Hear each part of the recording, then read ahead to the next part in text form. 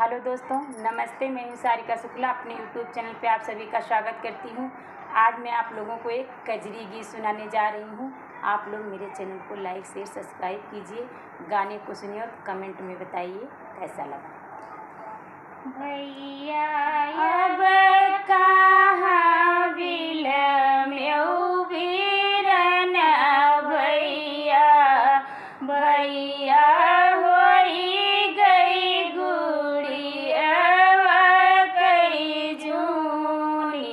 हरिया रे सावन भैया होई गई गुड़िया कई जूनी, हरिया रे सावन बहिनी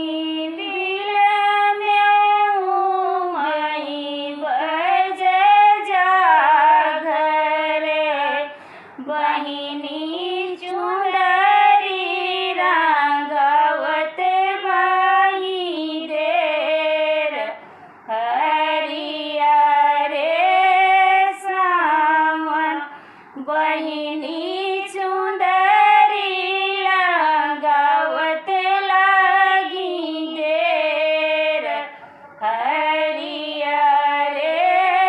सावन भैया अब कहाँ बिलम्यौ बीरन भैया, भैया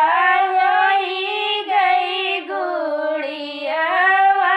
कई जूनी, हरिया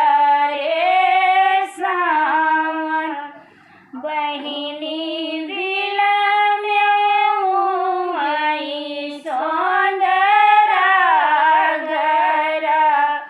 बहिनी नतूनी गड़ावत होई गई देर, हरिया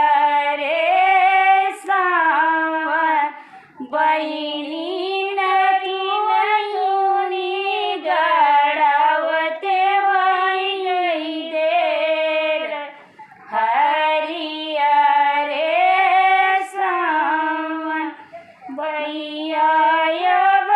कहाँ बिलम्यौ बीरन भैया, भैया होई गई गुड़िया कई जूनी, हरिया रे सावन भैया होई गई गुड़िया कई जूनी, हरिया रे सावन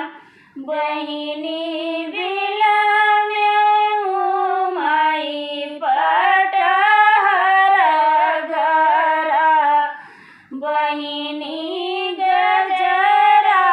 गुहावत लगी देर, हरिया